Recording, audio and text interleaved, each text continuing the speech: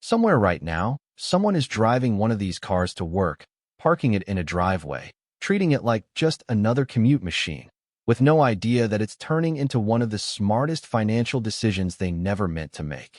These aren't the cars everyone already talks about. You won't hear their names shouted at every car meet. That's exactly why they're dangerous to ignore. While collectors fight over the obvious legends, a second group of cars has been climbing in value without anyone noticing. Quietly, steadily, almost secretly. No hype, no auction frenzy, just numbers going up, year after year, while owners drive them like they're worth nothing. And that's the mistake.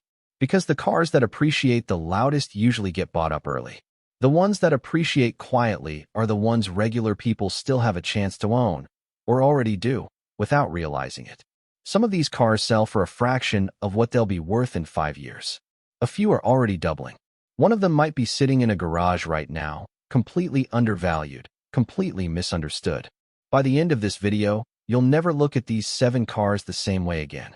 Most people who owned one of these in the 2000s aren't proud of what they did to it. They're trying to undo it.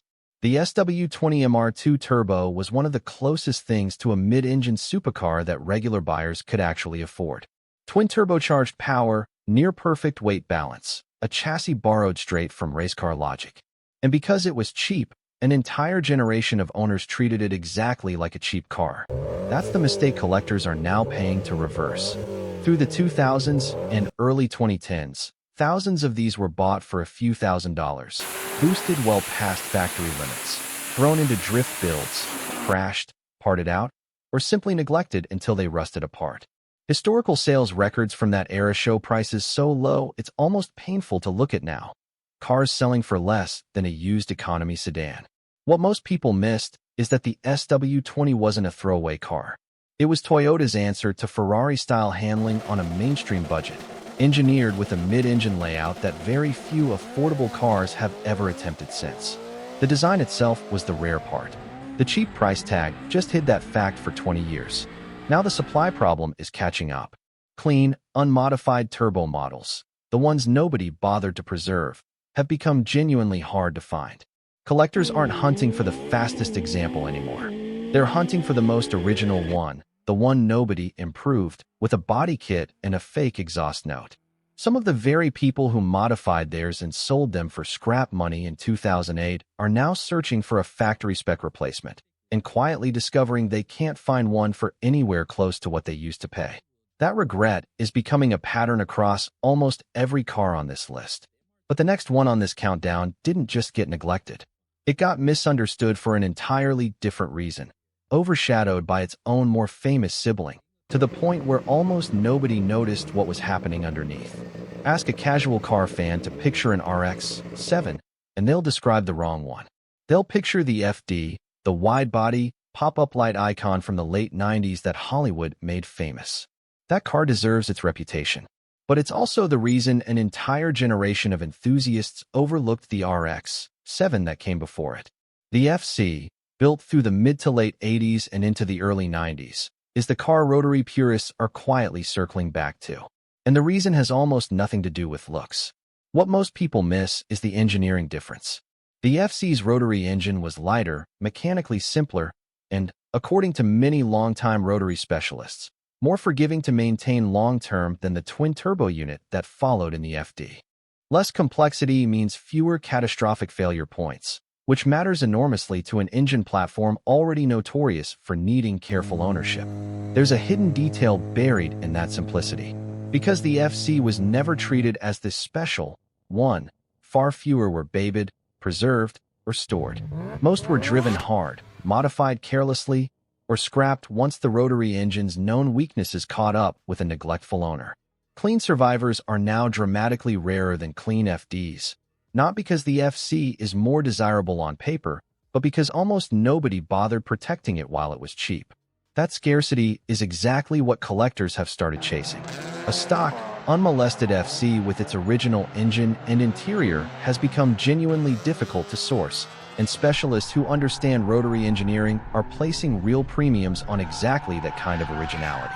If the lesser RX-7 is climbing this fast while sitting in its more famous sibling's shadow, it raises an obvious question. What happens to the flagship once collectors turn their full attention toward it? There was a moment in the early 90s when this car was considered one of the most advanced sports cars in the world. Then it almost got forgotten entirely. The Z32-300ZX twin-turbo launched with genuinely groundbreaking engineering, four-wheel steering, a twin-turbo V6 producing serious power for its era, and a design so aerodynamic that some testing facilities at the time called it one of the most slippery production shapes on the road. Automotive journalists compared it directly to cars costing twice as much. Then the market moved on. The 90s sports car wars got crowded fast, newer platforms stole headlines, and by the 2000s the 300ZX had quietly slipped into used sports car territory, the kind of car people bought cheap, drove hard, and didn't think twice about modifying into something unrecognizable. That's the part of the story most owners never expected to reverse. A very specific version of this car changed everything. The twin-turbo, manual transmission model, especially in unmodified condition. As collectors began reassessing 90s Japanese performance cars as a category, the manual twin-turbo variant stood out immediately. It wasn't just fast for its time. It represented a level of engineering ambition Nissan wouldn't attempt again in an affordable sports car for decades. Historical auction data shows this shift happening in real time. Clean manual twin-turbo examples have started outselling cars that once cost significantly more when new, catching even longtime Nissan collectors off guard. What used to be considered a forgotten Z car is now treated as one of the most technically important Japanese sports cars of its era and priced accordingly. The irony is hard to ignore. The exact engineering ambition that made this car special and period is the same thing driving its rediscovery now, decades later, after most of the world had already stopped paying attention. And once that kind of rediscovery starts happening to a car nobody was watching, it tends to happen faster than anyone expects, which is exactly what occurred with the car at number 4. There's a version of this next question worth asking honestly. Have you actually heard of this car before? If not, that's not an accident. That's the entire reason it belongs on this list. The Celica GT-Four, and specifically the final ST205 generation, was Toyota's homologation weapon for World Rally Championship competition, built in strictly limited numbers so Toyota could legally campaign a rally-bred version on the world stage. That single fact changes everything about how rare this car actually is. It was never intended to be a mass-market seller. It was built to qualify for racing, with road-going units existing almost as a byproduct of that requirement. Here's the controversy most people never hear about. Toyota's rally program was disqualified from the 1995 World Rally Championship season after officials discovered an illegal turbo restrictor bypass system hidden in the competition cars. It was one of the biggest scandals in rally history. The road car itself wasn't part of the cheating scandal, but the notoriety attached itself to the whole GT4 lineage anyway, and ST205 values stayed suppressed for years partly because of guilt by association. That suppression is exactly what's ending now. As collectors began separating the road car's engineering from the scandals surrounding the race team, a very different picture emerged. A homologation special all-wheel drive turbo car, built in genuinely small numbers, with rally pedigree that few affordable Japanese performance cars from the era can claim. What most owners still don't realize is that certain ST205 models carry factory-fitted components, from suspension geometry to specific aerodynamic pieces, that were never installed on any other Celica trim. Hidden differences most casual buyers wouldn't notice unless they knew exactly where to look. Clean, unmodified examples are becoming a genuine discovery for collectors who specialize in homologation cars, a category that has appreciated aggressively across almost every manufacturer, from Lancia to Subaru to Ford. The GT4 just happens to be the one most people still haven't found yet.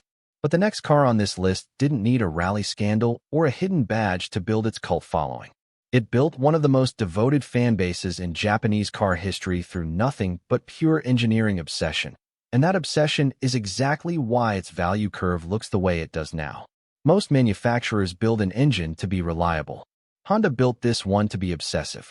The S2000's F20C engine redlines at 9,000 revolutions per minute, a number that still sounds unbelievable for a naturally aspirated production engine, let alone one built in the late 90s. Honda engineers reportedly treated the project less like a normal sports car program and more like a technical statement, chasing the highest specific output per liter of any naturally aspirated engine in the world at the time of release. For years, none of that mattered to the used market. It was just a Honda Roadster, reliable, fun, and cheap. Exactly the kind of car people bought as a first sports car and drove into the ground. Values sat flat for over a decade, while buyers focused their attention elsewhere. Then something shifted.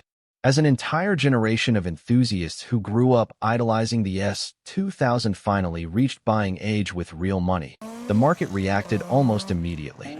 Clean, low mileage, unmodified examples, the ones that survived a decade of hard driving and cheap ownership, became dramatically harder to find. Auction results started reflecting that scarcity fast.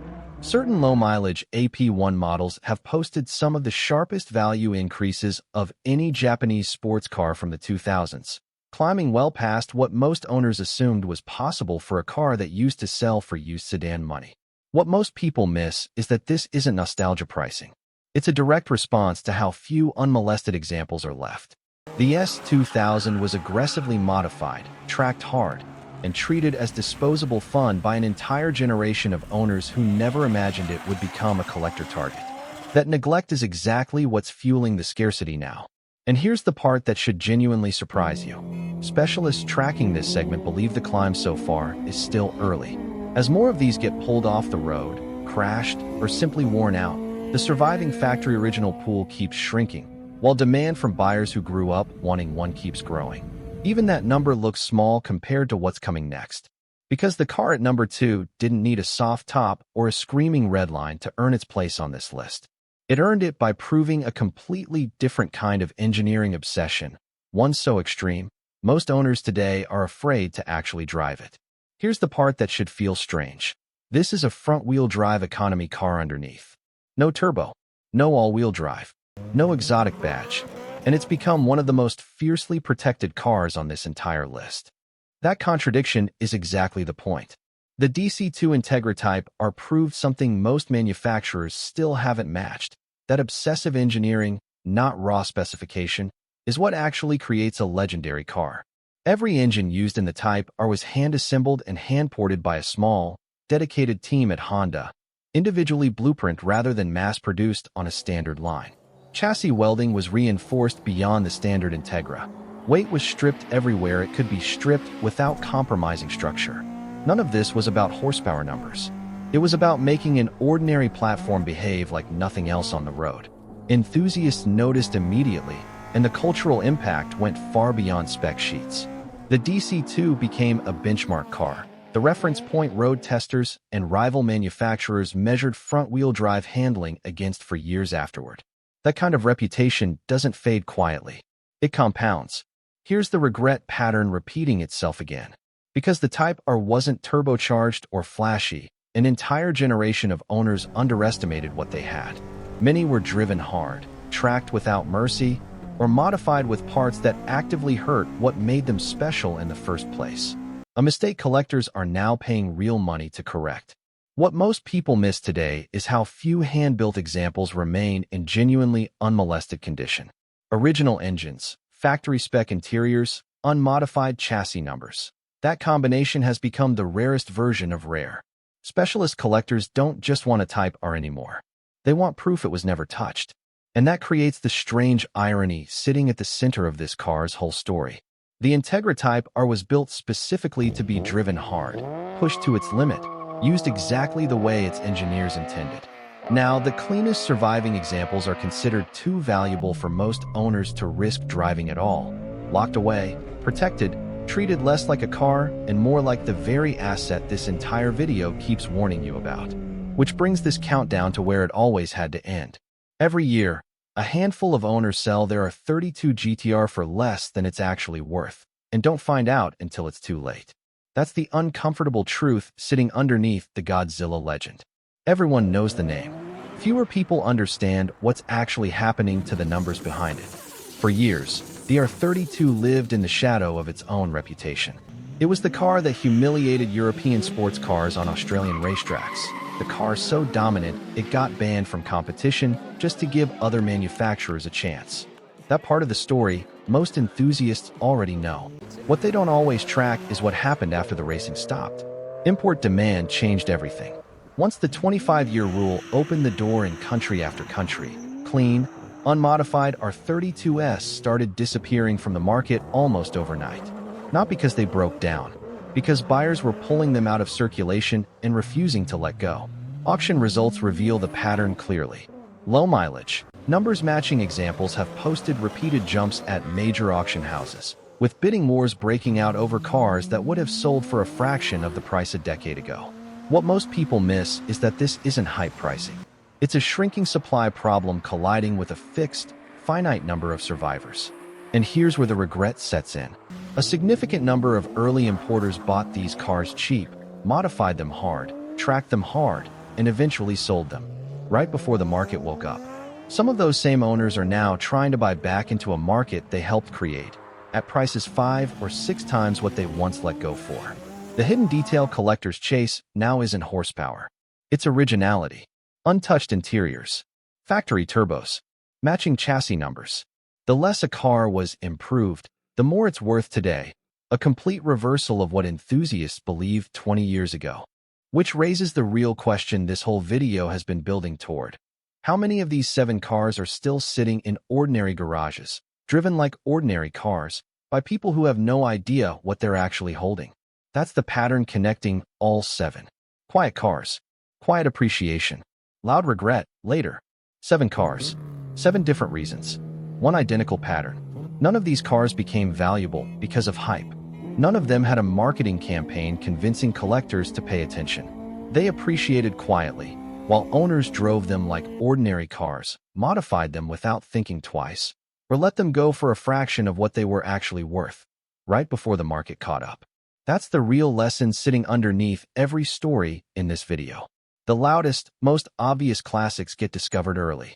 The cars that appreciate quietly are the ones still hiding in plain sight. In driveways, in garages, in classified listings priced like nobody's paying attention yet. Some of them still are. For now, the uncomfortable truth is that somebody watching this video right now might already own one of these 7 cars, driving it exactly the way its previous owners once did, without realizing what it's slowly becoming. So here's the question worth sitting with. Which of these 7 surprised you the most? And more importantly, if you own one of them right now, would you sell it? Or would you finally understand why the smartest collectors never do? Because this list isn't finished. There's a second wave of quietly appreciating future classics most people haven't even considered yet. And that's exactly where this story picks up next.